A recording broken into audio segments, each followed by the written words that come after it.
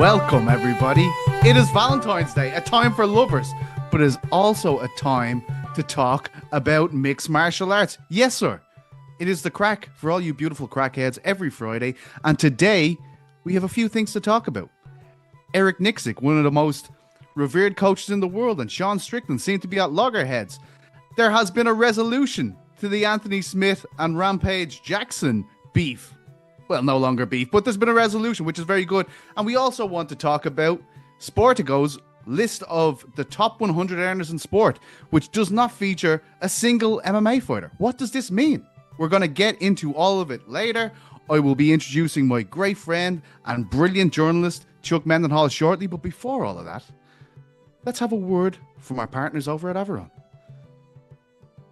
Your workout routine shouldn't feel like a grind. That's why Averon makes exercise more fun and easier to stick to using gamification. Yes, you can play actual video games while you work out. Powered by their award-winning Averon World software and paired with industry-leading hardware, Averon's rower, bike, and treadmill deliver some of the most fun and effective workouts ever.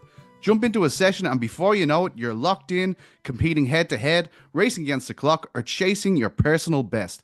Averon's got everything from games and challenges to virtual rides, on-demand classes, and the most streaming options.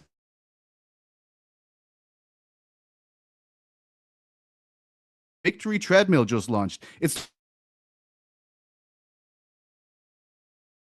with introductory pricing. Plus, head over to averonactive.com/uncrowned and get an extra $50 off. Go to AVIRON active.com/uncrowned to bring an end to boring workouts. There you are. Thank you very much to our wonderful, wonderful friends at Averon. And now let's bring in the man, the hat, the man himself, who I had to take away from a day of being a Lothario, no doubt, just to get him to speak on the show. Happy Valentine's Day, my love, Chuck Mindenhall. Well, I was promised that you were going to shave your back, I believe, on this episode, so that's why I'm here, man. I wanted to see that. I wanted to be here for that historic moment.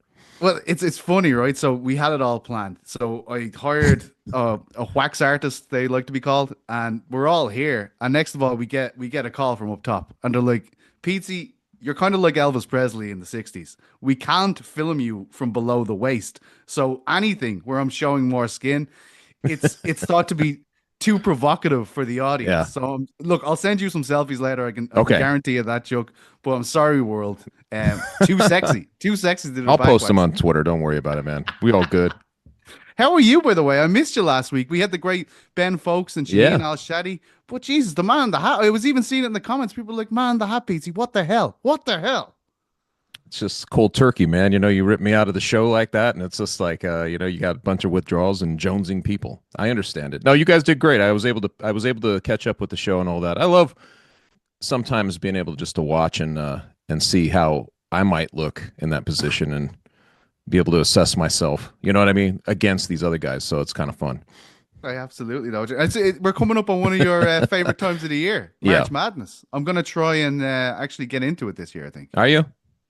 Like you're not staying up late, you don't stay up late enough. Now you're gonna hang out and watch Pacific take on Duke in the 16 versus 1.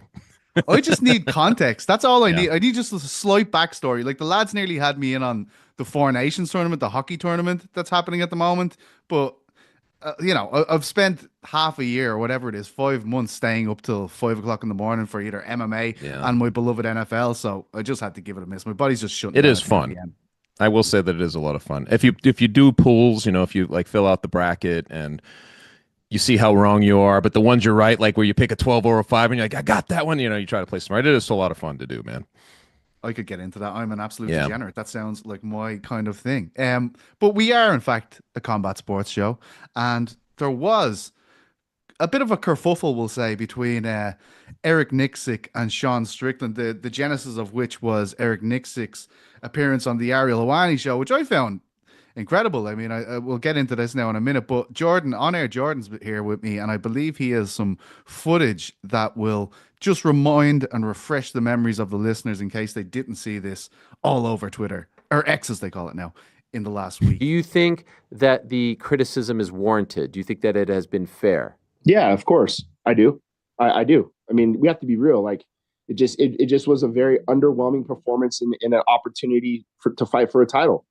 You know, there's people in this sport that never even realize that potential to ever even be an opportunity to fight for a championship. That should be enough to get you motivated, to get you off the couch. So, you know, it just to me was we didn't perform. You know, so it's on all of us. It's on me as a coaching staff. It's on Sean, and you know, I think he needs to evaluate what he wants to do in this sport. If it's just to make money, then that's great. Let us know. You know, I want to coach world champions. So my motivations are different, you know. So I think that, you know, just to kind of show up and do that and you know, not really back it up, just to me was just kind of uninspiring. All right, guys, keep tagging me about this whole Eric thing, and God damn it, because I like Eric. He's a friend of mine, and he's going to continue to be a friend of mine. Will he probably be in my corner? Probably not. We have so many great guys at Extreme, Nate, Ray Cepho. We have so many savages that I would love to corner me. Well, there we go. Yeah. The lads weighing in. And before we get into this kind of the issue that has happened between them, like, did you listen to Eric Nicksick during the week? And if you did, were you kind of like, wow, this is outlandish or anything when you heard it? Not really outlandish. And I tell you the reason why. It's because have you talked to Eric Nicksick? Because he's a very straightforward guy, man. Even I did a piece on Sean Strickland, a feature going into the fight. Talked to him maybe a week, 10 days. I don't remember. Something like that before the fight. Actually, it was right as he'd landed in Australia. And I was asking him a lot about just the kind of outspokenness, you know, the things that you want to know about, like being associated to Sean Strickland at this time when, you know, right on the Bryce Mitchell thing, all that. And he basically was like, you know, man, he does it to himself. I try to dissociate with this stuff, but like I try to tell people don't put a microphone in front of his face. He was very, very, very candid about dealing with Sean Strickland. But I think that what makes it all worth it, you know, is that he has a guy who's back into a title situation, and I think that he felt he was ready. I really think that I saw them training too a couple months back when I was out there. And you could see their rapport. Like, it's very clear that they have a rapport. They care about each other. I know that Eric really likes Sean Strickland. You know, he likes him as a human being, which is harder to do. You know, like we've talked about. Like, he's a hard person to kind of love on these levels. But Sean has kind of nurtured him in the gym and all that stuff. And I think that when you go into a situation like that, high hopes, all those things, and you stay holstered, you just whatever, like he mentioned, predictable. Use that word. Zero threat to do anything in that fight, not making Dricus sweat it at all. You know, all those things. You could see how that might seem like an act of betrayal in some way, like just the pact that the coach has with his fighter going into that situation. People are wondering, like, hey, should he have been talking about it in public? Like, what? But I think if you follow Eric Nicksick, you kind of know, well, don't we want this? We want transparency, man. We're journalists. We're guys who ask questions, and you want honest answers. You know what I mean? You want guys who are going to tell you the truth. And I think that's who Eric Nicksick is, man. He's not, I don't think he's one to sugarcoat it. I don't think he's a yes man. Some of these guys want yes men in their corners. Some of these guys want to be associated to people who are raw, you know, raw. And I'm sure, you know, Eric can do that. You know, he can do that, but he also tells the truth. He's very interested in telling you how he feels. So I think when you look at all of that, I wasn't surprised. It just felt like Eric Nicksick. I did worry. I guess I did wonder about how this would be perceived by Sean and the public, which we've kind of watched unfold all week. Yeah, absolutely. Look, I agree with what you're saying about Nicksick in terms of how he talks about Strickland. Usually, I would go as far as saying like he has been one of his great defenders. When everyone has been, you know, there's been moments where Sean said something controversial. Nicksick always stands by his guy. He's always like, look, this is the situation. Sean sometimes says stuff like this. There's more to him than this kind of stuff. But it does strike me as ironic that a guy who was all about say it how it is, you know, I'm going to give you the unfiltered truth here. Like, I'm like, none of these other guys will tell you how it is.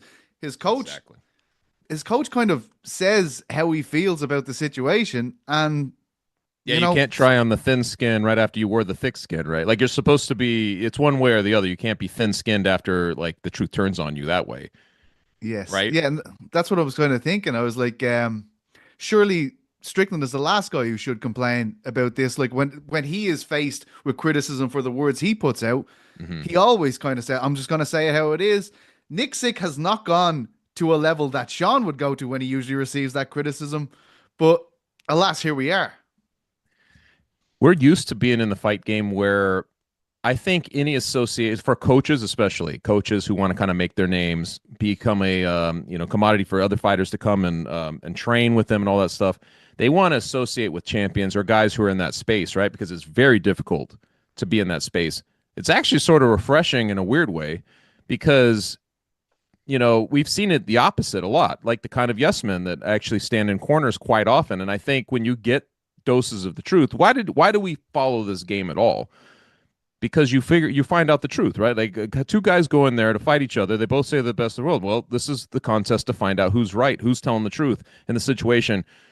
I love it when the truth is told, man. Like I find it refreshing. I think that guys, like, it's sort of a throwback to the old days. Not that there weren't liars and charlatans back in the old days, but you did have plenty of there were plenty of people who told you exactly how it was. There, you go back to Customato, like those type of guys. They weren't sugarcoating it for their fighters. You know what I mean? They loved them. They cared. I think Eric Nicksick actually has deep affinity for Sean Strickland. I think he really cares about him. This isn't him throwing him under the bus. You know what I mean? This is him telling it like he's seeing it.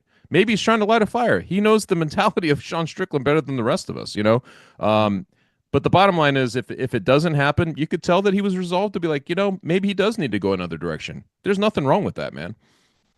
I spoke to two coaches about this after Strickland put out the video, and I won't name who they were, but I just wanted to get their insight on this situation. As in, how do you feel about Nicksick saying this, first of all? Right. Being my main question, and they both gave me the same answer, and I thought it was really interesting that they were like, fighters feel like they own their fight, like obviously, right? They're the person in there fighting, but what they don't realize is that the coach, when this criticism coming in about a performance where someone wouldn't go, that's also levied at a coach.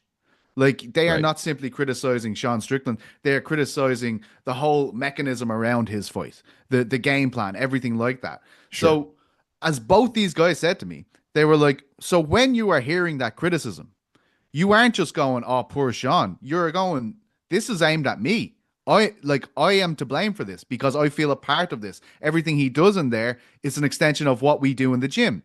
So from that point of view, they said he absolutely was in the right to go on this show and, give his side of what has turned into be, there was a bit of a pile-on after that fight in terms of We've seen guys not compete well. And I don't think they got the same flack Sean Strickland did because I think he's so outspoken and he's a big personality and he rubs a lot of people the wrong way. But what they said to me was, Nicksick had every right to go on that show and defend his corner and give his take about how the fight went because he is part of this fight as well. And for that reason, and he's scrutinized as well. You know what I mean? Course. Like he's scrutinized the same way. So. Yeah, and especially like Ariel, Dean Thomas did a great interview with Ariel earlier in the week, looking back on it all, and he was the guy who said on the post-fight show, he was kind of saying like, Sean Strickland isn't that guy, and I felt Nicksick defended him in that situation where he's like, on the night he isn't that guy, but he absolutely is that guy. I think the hurt came from the conversation where the statement where he said, I want to train world champions, and I don't want to train guys who are just doing this for money. I would say that was the thing that probably rubbed up Strickland the wrong way. Would you?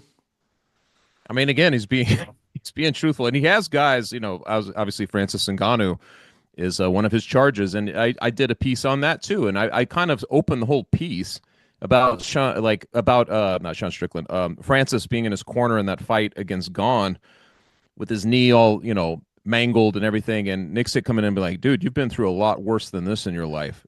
Go out there right now.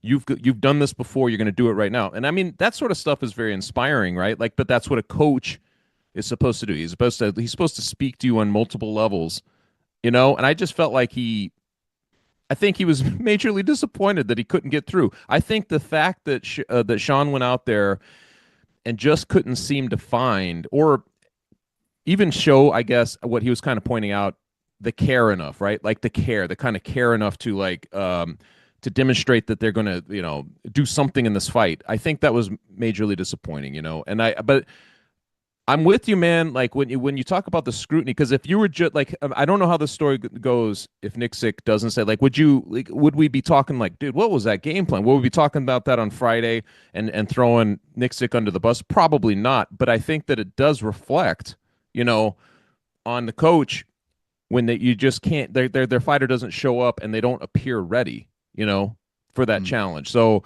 there's a lot to this type of thing, man. And even guys like Eugene Berriman, right, like was basically in talking about Israel Adesanya, he was like, man, he kind of expressed disinterest in kind of being around him when it was like the lifestyle had gotten to the point where things were getting altered. He wasn't getting the same Israel Adesanya. I think, didn't Kavanaugh kind of have this talk too about even McGregor? Like, I think there's points when guys they are able to tell that the hunger is probably not there. And I think the bigger issue for this fight camp was that he believed it was. I think he thought that his guy was ready to go right or wrong. And unfortunately, that's not the way it worked. It was a little bit different. But therefore, I really appreciated him telling the truth about it. Yeah, I do feel like you're right in what you're saying in terms of, like, you look at boxing and you'll hear coaches being incredibly critical.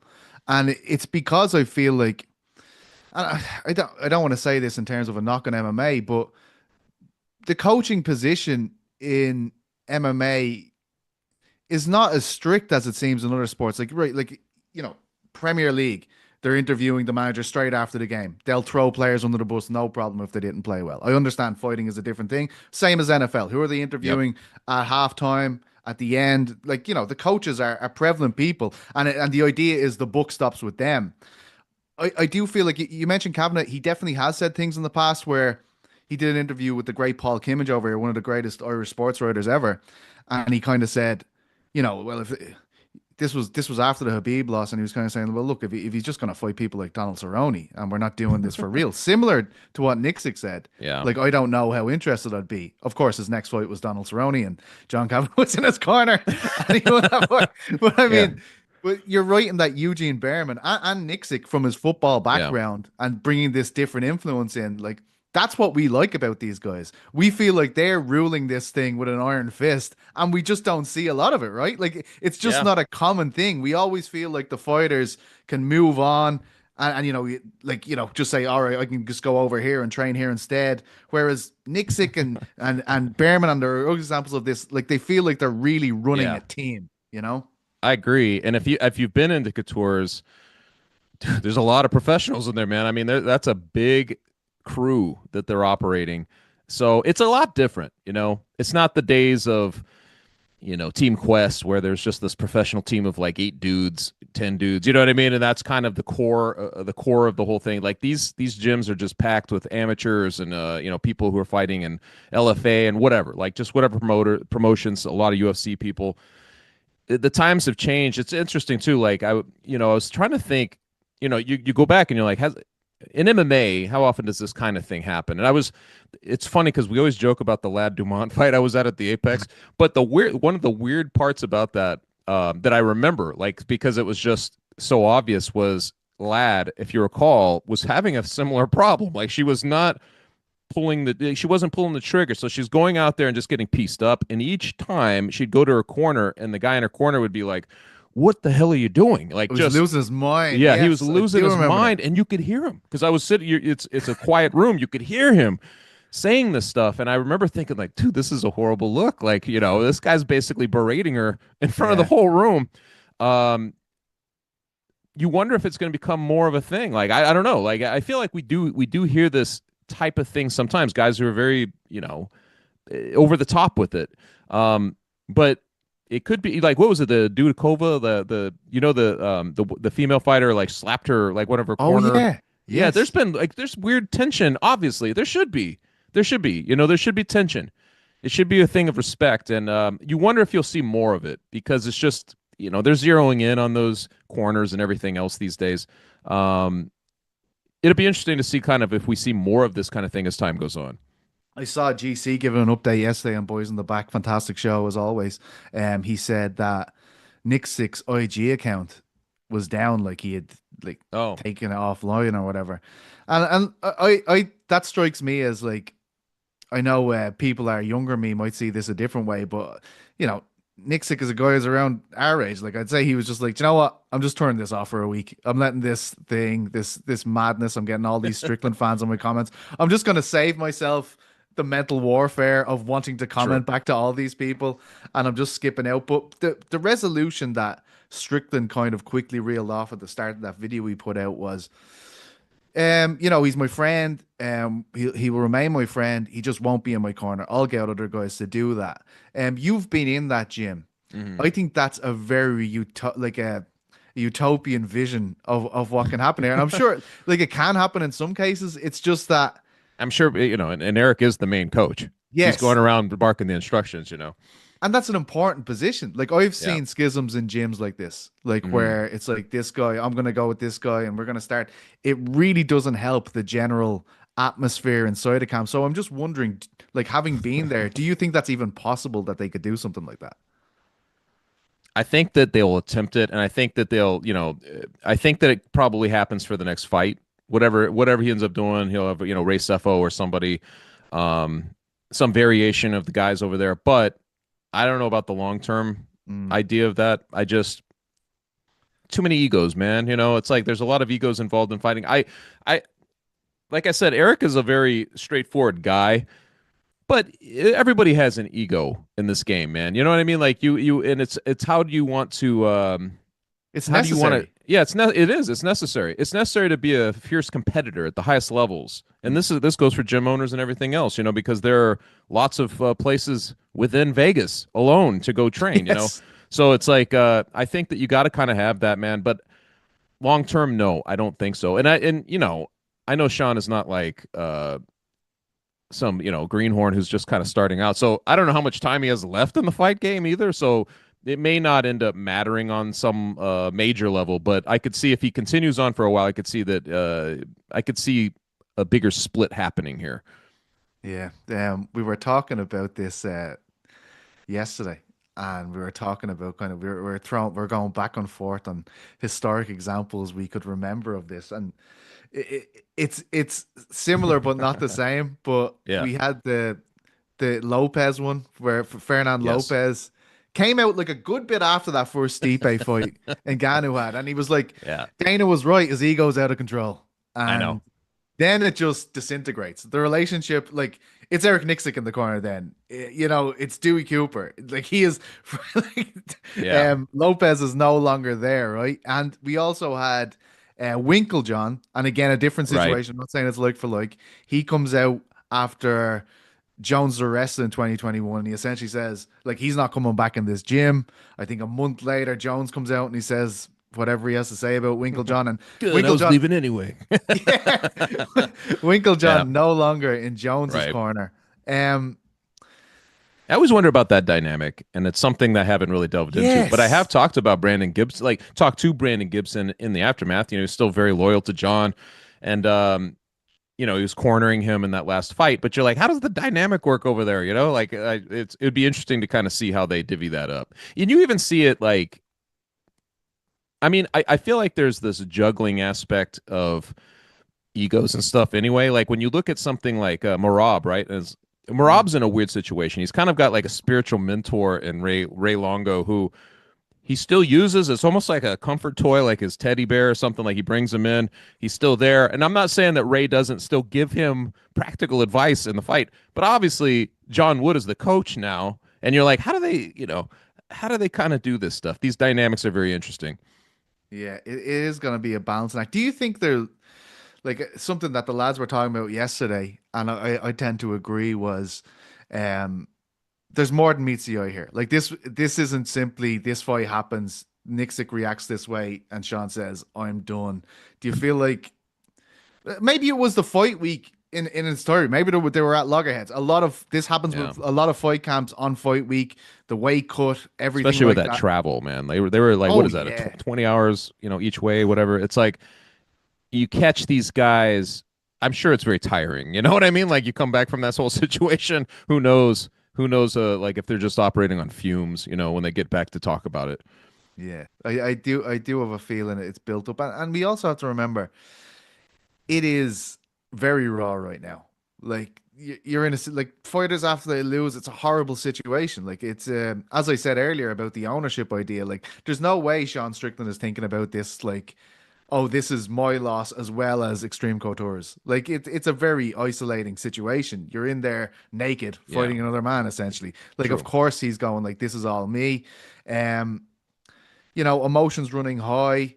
Is there any way that we could see a resolution when they get calmer, in the next week or so? I think so, man, because like I was mentioning, I think that Eric has that was one of the points of the pieces when I was talking to him like a couple weeks back was about their relationship, and you could tell, man, that he's got a very deep, respect, almost a paternal feeling a little bit, because if you looked at kind of like the way he was talking, he's like, I think that Sean has suffered a lot of abandonment issues in his life, and we won't do that. We won't do that, which makes us talking about it the Friday after the fight, them kind of splitting all the stranger, right? Because they're having this conversation. The narrative was actually like, hey, we're a safe haven. He can keep coming here. I believe that they mean that. That's authentic. I think that really comes down to he wants to know that Sean is committed to like giving it his all, that he really wants to be fighting, that he wants to be in those positions, that sort of thing. I think it really does come down to that. But I think as for a human being and just their friendship and all that stuff, I think it stays intact. And who do you think comes off looking the worst of the situation? Because I have a very strong feeling, obviously, but when I'm on, I saw initial posts on Groundwork coming out, and I even noticed some professional fighters from Europe underneath saying, "Oh, I'm sure he'd take his percentage," and this kind of stuff underneath. And obviously, Sean is a big fan base, but for me, it's like Nicksick. I love that stuff. As a media guy, I'm seeing that interview and I'm like, this is great. This raw honesty, this is fantastic. So maybe I'm biased in some ways. What do you think? I would like to think that neither one of them actually looks horrible in the situation, to be honest. I mean, like, to I me, agree it's with that. like, it's a natural dissension. You got two dudes who like have ideas of what was going on there. And it's just a natural, like, I guess people's problem is that it was spoken out loud to like in an interview versus behind closed doors. But we don't know how often they've had to talk, and you just don't know the extenuating circumstances with it. But to get to your question, I don't think either one of them really looks bad here. It's like the fight itself looked bad. Like, I think that as a pay-per-view, there's always this kind of notion like, hey man, we got to make sure this is worth it, right? Like this is we're putting our disposable income, whatever it is, we're buying this event. You always want to feel like it was worth it. When you get a kind of patterned situation where you're like, he ain't coming out, man, like he's not going to, there's nothing going to change from what we're seeing here. This is going to be a 5-round fight, facsimile of the first round all the way through, right? Like that's kind of your feeling on it. It's gonna upset people, Yeah. But I don't think that anybody looks bad. And I mean, honestly, Eric Nicksick, I know he's probably like, oh man, what is happening, because there's so much chatter about it. But dude, generally speaking, we've seen most coaches that would be like, they would never do that because of the percentage. They don't want to dissociate with a guy who actually earns them money, They don't want to do that. So I give him kudos in that sense. Yeah, absolutely. Going to your head, is Eric Nicksick in Sean Strickland's corner the next time he fights? I'm gonna say no. Although I mean, Strickland being such a volatile character, and also like who really does, fluctuate emotions in a single day. Like, can feel one way, go to the gym, where and then he comes back, he's a different person. Like he talks about this stuff all the time.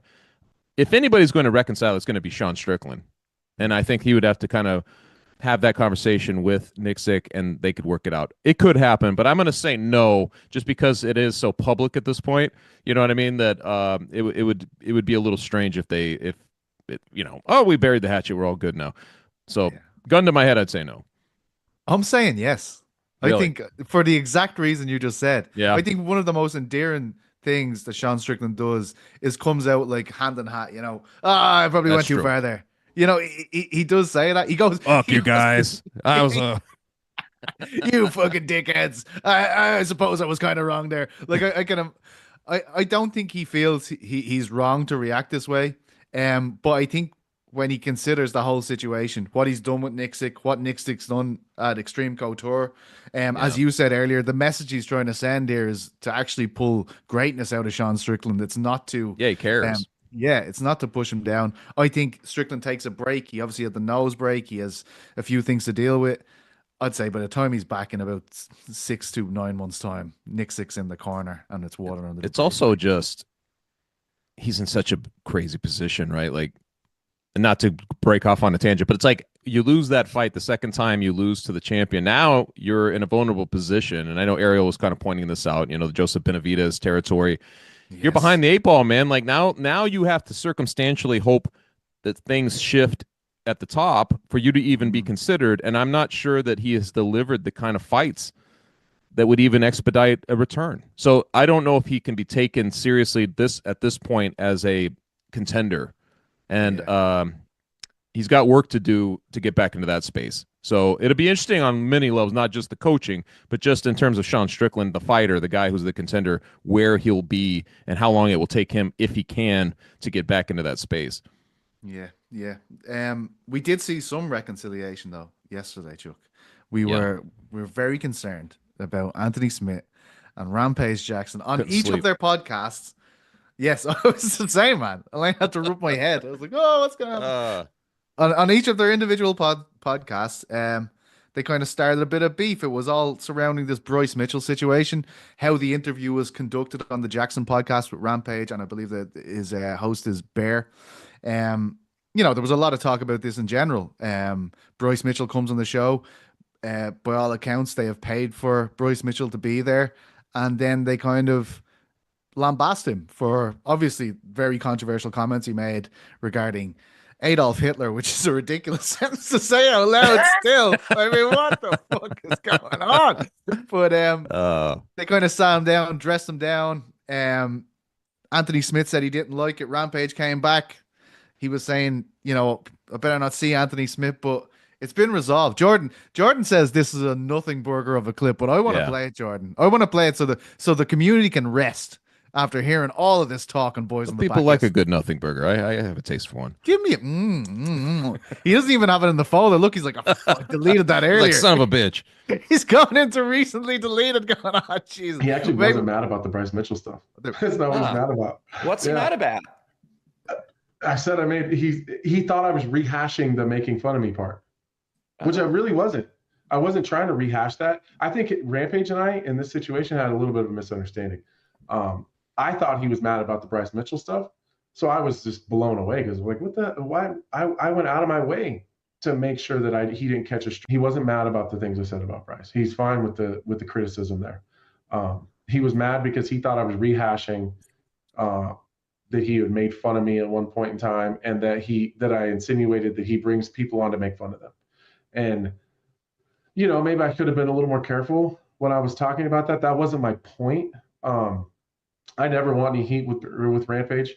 I told him yesterday and I told him today, and I've said it to his face, and I've said it 100 times on multiple different platforms. Rampage was and is my favorite fighter. So Rampage and I are good.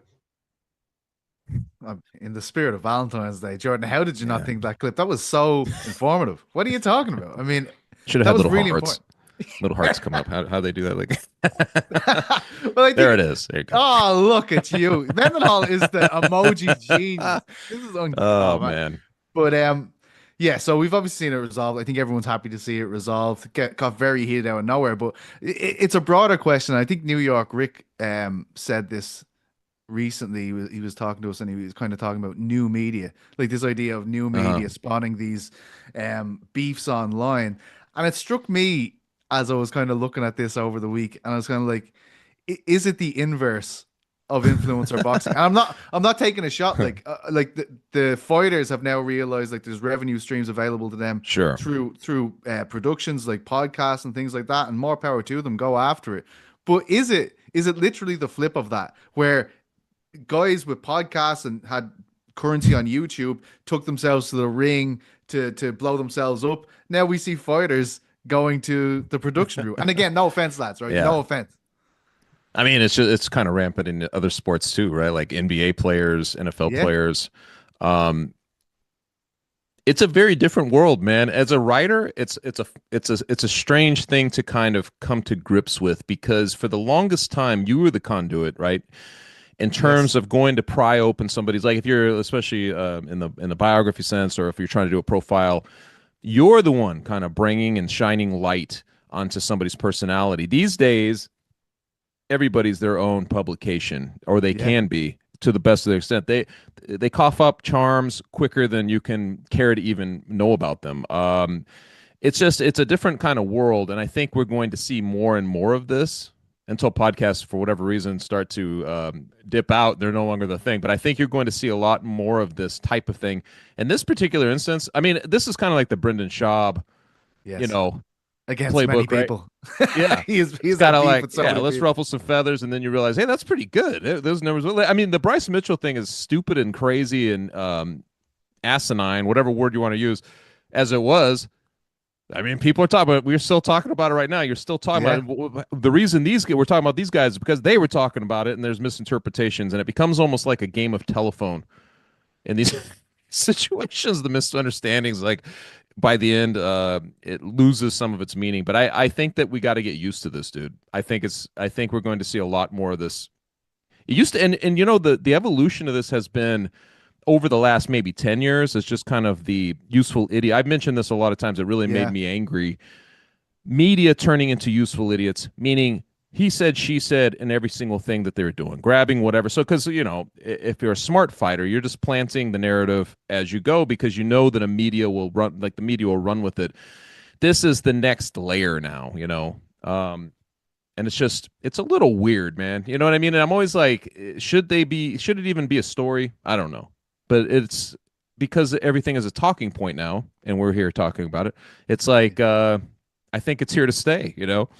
Yeah, it's definitely for like quick reports and things like this, quick stings, like 200, 300, 400 word pieces. These kind of things are great. But I thought it was interesting what you said about, like, you know, the idea of you being the conduit before, and how it may be a switch with all these people being their own publications. Does that demand more from you as a feature writer, do you think? Like, say when you went and did that great Peyton Talbot piece, he's a guy who GC would describe as chronically online, right? That's how he describes himself. But you know, he has a lot of stuff online. There's a lot of stuff on there out Peyton Talbot, but you still managed to bring, you know, something we didn't know about, a lot we didn't know about this guy into that piece. Is it more of a challenge when guys like this are so public? I think it forces you to dig deeper into a more nuanced type of piece. And it's kind of fun because in a strange way, because of what we're talking about, it has forced your hand to be a more observant writer, to understand motivations better, to see through bullshit better, like all that sort of thing. Like you got to go in there with a certain kind of, you know, awareness of who this person is and the public persona perception that they've created, right? And now you're writing it from a different era. You're just writing it from a whole different era. It's not to fill in, but it's not to shed light necessarily on who is this person, but to kind of shed light on the motivations of who they are, and, you know, what they're thinking, you know, what goes into what they're doing out there. And that kind of, in that type of piece, that's what I was thinking. You know, I was like, he's never going to talk about himself as a seeker, you know, but he's a seeker. So you're sort of like, all right, well, how do we kind of like abstractly start to form this piece based on that information? And can I confirm it? You know, and we did. Like, that was kind of the beauty of a thing like that. So I think it's just going to be more nuanced, and you know what I mean? Like, they can't report on themselves in the truest sense a lot of times because they can't see themselves. Because the ego's always there, right? The ego's always there. So I think sometimes you still gotta go in there and do that kind of piece on certain guys, you know? It's kind of like, so a feature, like, you know, you could like, it would nearly stand alone, like back in the day, like Gaeta Lee's guy like this, like you could have never heard about some of the subjects of his writing, and you would learn about them from this. But when you are a specific MMA writer and you're writing about these guys who are already very public, it's nearly like starting 2 chapters into a book, right? Right. You are like, these guys already 100%. know all this stuff. I do not need to go down this lane with them. Let's take them in a different lane. 100%, man. And I think that that is the challenge for all of us now if you're trying to stay relevant writing in this game, because even the Francis Ngannou piece that we ran right when we started, right when we launched Uncrowned, we ran that piece, and it was, I'm like, dude, everybody knows. If you followed the fight game at all, everybody knows this guy's story, but you got to almost evolve it, right? Yeah. How is he dealing now with his own story? It's not so much that, like, these people who think you got to add biographical detail into pieces and put your audience to sleep, it's all different now, man. You cannot do that. You got to take for granted that people kind of know certain things about the fighter already, you know? And I think that that's what will make it musical in the end, is if you go in there and say, like, okay, we're all on this. We all kind of know this person is this. Even Dominic Cruz, who was retiring, like, it's hard to write about Dominic Cruz because we've written about Dominic Cruz and he's been all over the place himself. So to find the way into some kind of insight into who he is right now is the challenge, right? Like, so that was kind of the thing with Francis Ngannou too. I actually remember that piece as well, because at the top of it, you kind of run through really quickly, like, let's get this out of the way. Right. We know he had to cross channels on dodgy boats, all this, like, you Sure. listed it so quickly, so you're like, right, let's get to what I'm Because trying to you talk can about look here. up that information. There are way more. There are pieces dedicated to it. There was a great ESPN article about it. It's like, you know, that part of the process now is that it's available. If you really want to know more about it, you can find all about it.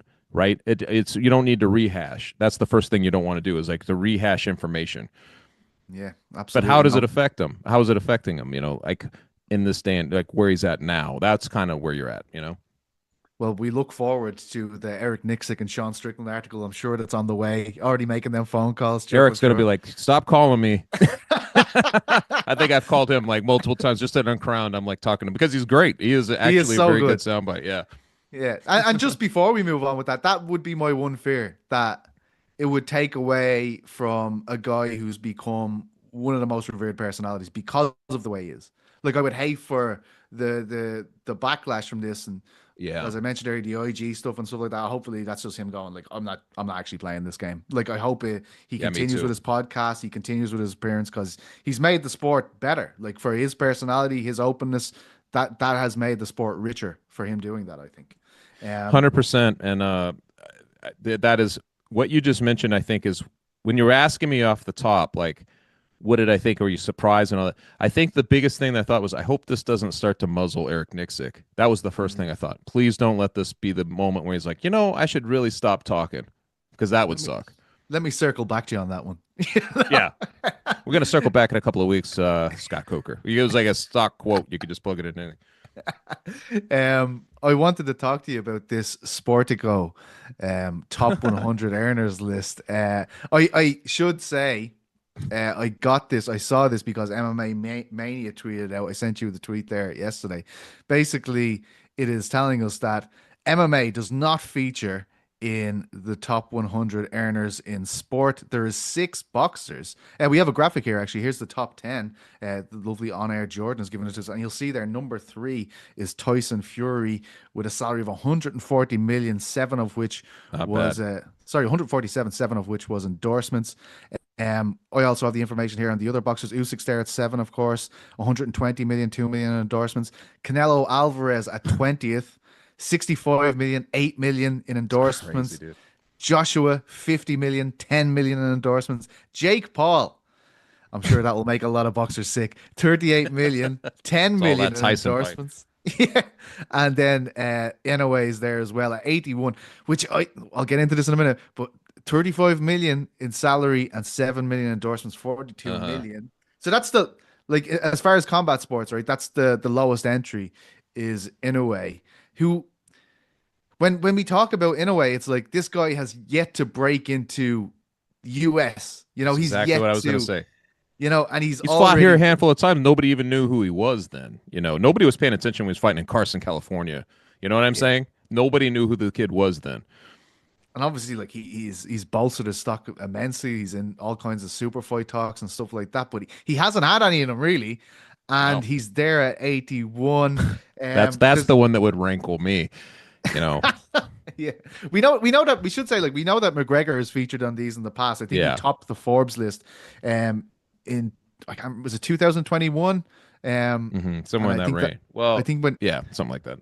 he had sold Proper 12, I think around the same time, and I think that was the bulk of the investment. But shocked that there's no MMA in there, Chuck, would be my No. first question. Shocked is a strong word. No, I wouldn't go as far as say shocked, but it is telling, isn't it? Like it's one of those things that you think, man. I know that like Ariel's pointed this out too. We're in a transitional moment where the next stars, boxing's in a good place. We've been talking about this a lot. Boxing, obviously, like the Saudi money is changing that game. It's coming into MMA too, but it's like MMA is just. It's like we don't have guys like McGregor, right? Like or Ronda Rousey right this second. What you have is an Ilia Topuria, right? Or you have Makhachev. These guys Alex are Pereira, like, Alex Pereira would be maybe the closest, right? Maybe that's the best example. Alex Pereira would be the guy that you'd be like, he should be on that list. Surely he should be on that list because of the year he had, Yes. which is just absurd. But it's not surprising he's not on that list because it's not like we look at him as a Forbes type of guy. I just don't. You don't really think about like, oh man, he's commanding this insane amount of money. Like it's just we haven't seen him through that light. And just because he's definitely making good money, but it's not boxing good money. So it's a very strange thing. But I would be very mad if I was like an Alex Pereira. Or if I'm these guys who like, I bet you can almost point to. I didn't look closely. Maybe you looked at this list closely, but you could probably find examples from just about every major sport. Dana White says he's not competing with MMA organizations. He's competing with the NBA. He's competing with the NFL, right? Like this is straight out of the horse's mouth. If that's the case, you should have some people on there. The people who exemplify your sport and transcend it, should be on this list because that's the comparison, right? Now we're talking about the comparison of athletes and through salaries and what they're earning and stuff. To not have any MMA representation is telling to me. Yeah, I mean, this list is to your point, Chuck. This list there is a fair amount of Premier League football players. European football players on the as in soccer players on the list. But I mean, looking at the baseball guys here: Otani, Yamamoto, Scherzer, Judge, Verlander, Altuve, Truth, DeGrom, Seager, Cole, Rendon. Basketball. Yeah, and I mean, you look at like Rendon or like you look at some of these guys and you say, do we have an equivalent in MMA? Yes, we do. We have there are loads. guys that are that good. Like that's where it gets really sticky. You're like, come on, man. Like especially with the TV deal coming up and everything. It's just here's the thing. Crazy. This will give you a great equivalence because it's your team. The lowest ranked basketball player on this top 100 list is 98. And I know you love this guy. It's Michael Porter Jr. of the Denver Nuggets. So who would be MMA's equivalent of that? And I'm not trying to diss Michael Michelle Porter Pineda. No, I'm just kidding. That's pretty wild that he even made it. Like that's their third star, like that's the Nuggets' third star. It's behind Murray and Jokic. So that's I mean, he's a max deal. So, but my point is, if you're competing with the NBA, let's make sure we're competing with the NBA. Yes. Daniel Jones, the last ranked American footballer in there, the Minnesota Vikings, obviously just traded there. A lot of golfers in here as well. Bryson DeChambeau, the lowest ranked golfer in terms of earnings on the Football, list. NFL, you got Mahomes in there. Oh, of course. I mean, he's number 19. Dak Probably Prescott's got like the kicker over there, Butker or whatever his name is, probably on there. Like, dude. There's a lot of quarterbacks though, a lot of quarterbacks, and you got some Formula One drivers and the boxers, as we said. How you mentioned how Pereira would feel. Like, do you think a middling MMA fighter, like a guy 2 fights into his UFC career, will look at that and go, "Geez, that's interesting that this deal is coming up at the end of the year that we all forecast to be worth billions, that Dana White has said is going to be absolutely gigantic." If you ask anyone that's working for any of these broadcast channels, how much are they going to make? They're going to make a shitload because they're a sporting entity that's available. How would you feel in that situation? You're just starting your MMA journey and you're like, oh, none of us on there. Oh man, it's like this variation of this question so often, but I think you'd have certain middling guys who it would definitely raise a red flag. You'd be like, hey man,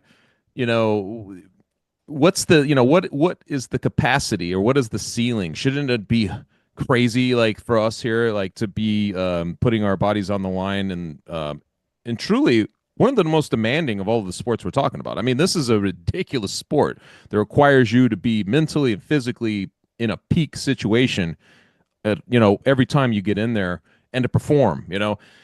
It's, if I'm a middling guy and I'm making that run, if I'm hungry and I'm doing, I'd be thinking about this, especially. And I mean, this right now they've got entry level fighters browbeaten by the fact that they're making it to the UFC. Oh, I'm in the UFC. Everybody's kind of had these entry level contracts. That's just where we are. It's like they're not thinking in terms of, man, if we all kind of came together, we could have a piece of this pie, or a bigger piece of this pie. It's I don't know what would, like, these are the moments when these things come around, and they're so highly publicized and so like brought, drug through and boasted upon by the biggest players, the owners and everything else, Dana White. Like these numbers will be happily bandied about, but the fighters themselves don't seem to understand that the collective bargaining is kind of how you do this, like in the end, like, because the other leagues have done this. That's where fighters themselves need to kind of come together. But we've had this conversation for years, and you still get the "thank you, Uncle Dana, I appreciate it, I want that bonus," at the end. And that's kind of what they're looking for. They're just looking for bonuses and things like that, not understanding the larger picture, I guess. Yeah, I mean, you brought up collective bargaining. I was going to mention the U word, because it is something that comes up. It comes up so often, right? When these deals happen, I feel like the amount of money, everyone is like, "Well, I cannot believe that they've got this amount of money. We've seen it before." And then it turns to, how much of this will the fighters get? And then it turns into the union conversation. And then we all talk about these guys need to unionize. And I can remember at one point with the ESPN deal, did a few fighters turn on the media like, "You guys should be doing something about this"? And we're like, we can't. It's been through every variation.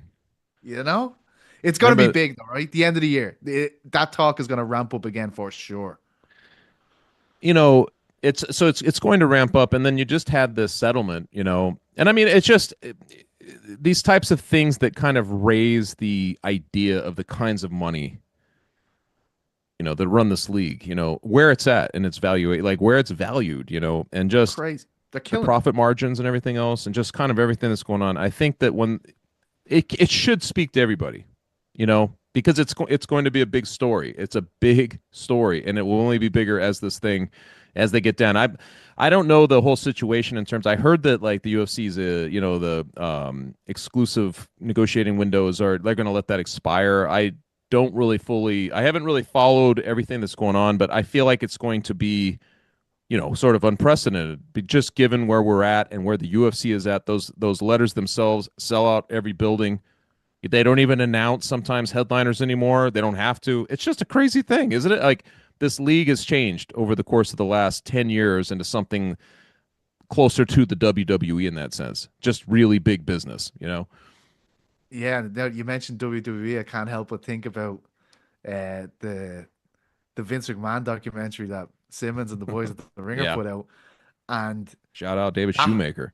Yeah, that was great. I loved it. I'm not a huge wrestling fan, so I loved it. Every episode I was bet into it. But that union conversation and how they dealt with that at the time, like, I know, man. You feel it's coming. You feel like a few lads are gonna put some word out, and then next of all, it's gonna be like, he is no longer on the roster. Just don't have it spearheaded by Bjorn Rebney, right? So you're saying Jesse the Body Ventura is the Bjorn Rebney? Yes, that's what I'm saying. That makes sense. Just a few moments left here, Chuck. Big fight, big fight in Las Vegas this weekend. It's the UFC Apex. Everyone's favorite. Everyone's favorite. Yeah, that's how they do it in Ireland. Apex. I love an old Apex event. Jared Cannonier and Gregory Rodriguez on top of the card, the one everyone's asking for. A fight I'm really looking forward to. Calvin Kattar and Yusuf Zalal in the co-main event. That should be good. Yeah, I wrote a piece with Zalal, and I thought it's only gone up while we started here. I was shitting my pants, bro. The night Yusuf Zalal ran the gauntlet to earn his UFC return. Check it out. Really, this filled me with nostalgia when he was telling the story to me. His last appearance under a banner that wasn't the UFC, just before he got this comeback, was a one-night tournament in Denver, Colorado, where he had to fight the first round in boxing, the second round in kickboxing, and the third round in an MMA fight. And the reason why he did it was because Dustin Jacoby had won it like 2 years before and got an opportunity to fight in Contender Series. So he went and did it. There was only one boxer on the card. Zalal was ranked 1. The boxer was ranked 8. So in his first fight that night, he had to fight an actual boxer in a boxing match. It's I was listening to it and I was like, mate, me and Chuck need this to go is in to the piece at Colorado. Yeah, that's what the whole Oh piece man, I is gotta about. check this out. I love it already. He's so much energy, this guy, and just an incredible story. Comes into the UFC. I think he won 3 on the bounce when he came in 2020 or 2021. He lost 3, and then he drew against Blackshear. They cut him. He goes back to this regional seed in Colorado, as I was saying. Wins that tournament that night. Then he's like, oh, this will be great. Meanwhile, the matchmakers are kind of like, oh, we kind of are giving new guys a chance. We don't really want to see it. He goes for a tough tryout. He gets selected as an alternate on the tough tryout. So he's like, what do I have to do? 24 hours after that, he gets a phone call and they're like, hey, will you fight Billy Quarantillo on like a couple of weeks notice? And it's all been going well since there. Like he had one of the best 2024s last year, 3 finishes. His last one against Jack Shore, big fight against Calvin Kattar. I am looking forward to that. See, that's what the writer does. I mean, put everything in perspective for guys like this, right? Like that's a really great story. Yeah, I probably just no point in actually reading the article. Don't read it. We just cliff noted it for you. Yeah. Do you any other intriguing fights on this? I mean, I wanted to talk to. It didn't end up panning out, but I was going to talk to Edmund Shabazian only in the sense like I don't know how you feel about him, and I know he's gone through a lot of losses now, but there's still like this. There's always this crazy thing, like these precipitous drop-offs from almost like stardom or wherever you would put him, at least contendership, like right, like he was in this moment. You know, I remember him at MSG winning a big fight and things like that. Like it's just. I always find those types of stories really interesting because I feel like if he loses this fight, it's probably for his roster spot. It very well could be. Like if he loses this fight, he's only 27 years old, and to be in that situation when you're just kind of entering what should be your peak, it's a very unique situation he's in, man. That's so crazy that he's only 27. Obviously, I remember him showing up, and he's with Tarverdian, right? Tarverdian, yep. And everyone's like, he's gonna be the new Rousey. He's the next thing. Yeah, he's the next thing there, right? Let's get took the baton essentially. Yeah. 27 though, like Paul Hughes is 27, and it feels like his career just began. I know. You know, like but there's part of that too. Part of what the intrigue to me there is just in a larger sense as a writer. You know, like you think about Edmund, you're like, did he just get thrown in too soon? You know, and sometimes that happens, man. These guys get aged in dog years sometimes very early. And then they just can't, you know, what should be their normal or their peak years become something like their desperation years to keep it rolling. It's just trajectories like that are very fascinating to me. Yeah, and like it's such an accurate thing you're saying. Like a lot of people don't see the importance in matchmakers, particularly in regional scenes, because you need a slow and steady build. You need to be taking on a little bit better competition every time. We've seen careers where guys outside the UFC are thought to be really great. The promoter recognizes he's really great, so just feeds him cans so he can, you know, keep on selling off this. But by the time he gets actually challenged, things don't go their way. I hope you get to write that piece, man. There's some interesting stories here. Bonfils, obviously, I'm looking at 3 bad picks in a row for the boys in the back. So if I don't get my shit together, I am in for it on Monday. Yeah.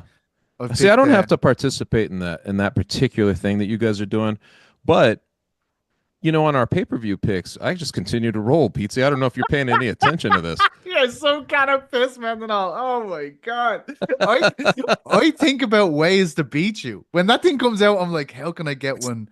How can I get one? Back? I thought I was in for it on this last one, but still, there was a draw that kind of threw like a monkey wrench into the whole thing. I don't know how they're scoring that. Is that now? Do we have like that extra one? Like, so is it? But if you look at when we started it, I think now I'm 22. I am 23-2-1, something like that, which is pretty crazy, man. You see, you put your picks publicly once in, like you replied to all instead of just replying to Shaheen, which we're meant to do so we can block our takes. And I started counter picking you. I was like, well, maybe this fight could go this way. I just want you guys to see. I'm trying to tip you off. I'm like, make money, boys. Here's what you do. You and GC at the top, right? You and GC are at the top of this league at the moment, I think. Yeah, he didn't have a great go this last time. Well, it was like a mediocre. It was like 2-2 versus 3-1 for me. So I should be, because they started it again at 2025, but now I'm alone. I'm alone on the northern end there, by myself, looking down. I start every year MMA wise with shit, and with the first thing to go under now, which we know from our old show, my pick. So there's this award you can win in England. It's like best emerging artist at the Mercury Award back in the day, and it would always go to like the hottest talent in music. But as soon as they got it, they would just fall off a cliff. So yeah, this is now the curse of Petesy's breakout fighter of the year. I officially have a curse, so I need to stop the rot this weekend, my friends. Before we go, in the interest of Valentine's Day, we put up a lovely post we saw earlier today. I believe on air Jordan has it there from one Merab Devilishvili. Look at this lovely snuggle he's having with Sean O'Malley. Happy Valentine's. That's what that was about. Day. Didn't even occur to me. I saw that come through and I just went right by it. Didn't even understand. Well, look, lads, I hope everyone, all the crackheads out there, are having a day full of love. And if not, doesn't really matter, guys. Just once you're happy in your heart, who gives a fuck? Let's be honest. That's right. A pleasure as always to have Chuck Mindenhall on the show. Thank you to On Air Jordan. Thank you to Oscar Losef. Thank you to all the crackheads, baby. We love you. And we will see you again on Monday. Lots of love. Mwah.